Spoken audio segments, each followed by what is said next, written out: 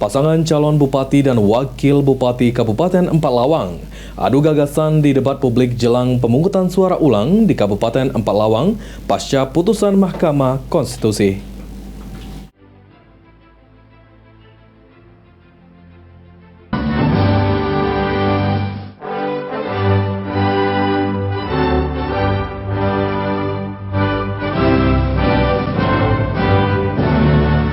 KPU Empalawang menggelar debat publik pasangan calon bupati dan wakil bupati Kabupaten Empalawang tahun 2024.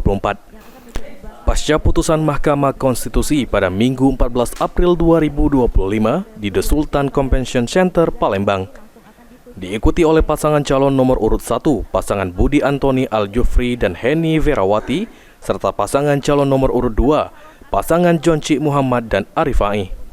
Calon Bupati nomor urut 01 Budi Antoni Aljufri mengatakan ada beberapa program yang ditawarkan kepada masyarakat Empalawang, di antaranya pendidikan, kesehatan, dan permasalahan infrastruktur yang perlu diperbaiki untuk kesejahteraan masyarakat. Program kita yang pasti kita infrastruktur yang saat ini luar biasa di Empalawang, jalan berlubang semua, jalan desa, jalan perkebunan, irigasi yang begitu banyak luar biasa sekarang hancur, sawah yang sekarang ladangnya tidak bisa digunakan karena irigasi, terus pendidikan kita akan berikan seragam perlengkapan sekolah gratis SD sampai SMP ketika kita terpilih ajaran tahun baru kita laksanakan ini. Sementara itu calon bupati nomor urut 02 Jonci Muhammad mengatakan membangun Kabupaten Empalawang tidak cukup dengan gagasan, namun harus memiliki data terkait permasalahan yang terjadi di Kabupaten Empalawang. Sehingga program yang dijalankan seperti keamanan, pertanian, pendidikan dapat tepat sasaran dan dirasakan oleh masyarakat Empalawang. Makmur, aman, damai, agamis, nasos dan indah.